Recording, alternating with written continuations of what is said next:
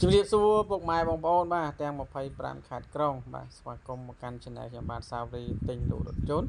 បាទអញ្ចឹងសម្រាប់វីដេអូនេះបាទអត់បានបាទថតវីដេអូក៏ដូចជាអត់បានធ្វើការបង្ហាញជូនពុកម៉ែបងប្អូនជាច្រើនដែរបាទអញ្ចឹងមានតែបាទធ្វើវីដេអូជាសន្លឹកណាពុកម៉ែបងប្អូនបាទរូបថតជាសន្លឹកមកចែកជូនពុកម៉ែបងប្អូនទស្សនាណាពុកម៉ែបងប្អូនបាទអញ្ចឹងរដូវកាលបាទចូលឆ្នាំខ្មែរយើងខាងមុខនេះបាទប្រពៃណីខ្មែរយើងនេះបាទអញ្ចឹងបងប្អូនដែលចង់បានប្រភេទរថយន្តបាទCorolla បាទយកទៅប្រើប្រាស់លក្ខណៈគ្រួសារបាទឬធ្វើដំណើរទីជិតទីឆ្ងាយបាទឬក៏បាទដឹកប្រពន្ធកូនទៅវត្តបាទទៅដើរលេង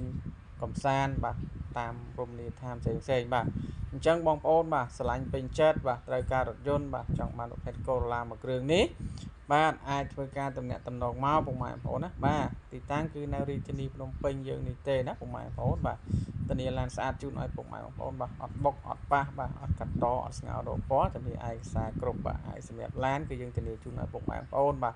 ម៉ាស៊ីនប្រអប់លេខជើងក្រោមនេះគឺយើងធ្វើការឆាយក៏ដូចជាយើងរៀបចំបាទជូនពុកម៉ែបងប្អូនហើយបាទព្រមទាំងមានគុជបាទព្រមទាំងកាមេរ៉ាបាទរួចជាស្រេចអញ្ចឹងបងប្អូនយកទៅ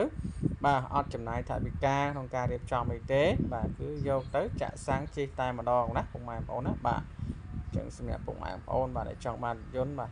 ប្រភេទ Corolla មួយគ្រឿងនេះអាចធ្វើការទំនាក់ទំនងមកពុកម៉ែបងប្អូនបាទទីតាំងគឺនៅរាជធានីភ្នំពេញបាទផ្លូវ2004យើងនេះទេណាពុកម៉ែបងប្អូនបាទ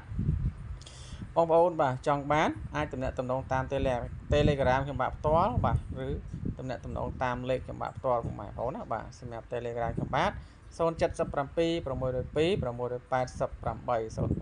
611 707ណាពុកម៉ែបងប្អូនបាទធ្វើការឆាតមកពុកម៉ែបងប្អូនណាបាទចង់ដឹងពិនភាគឡាន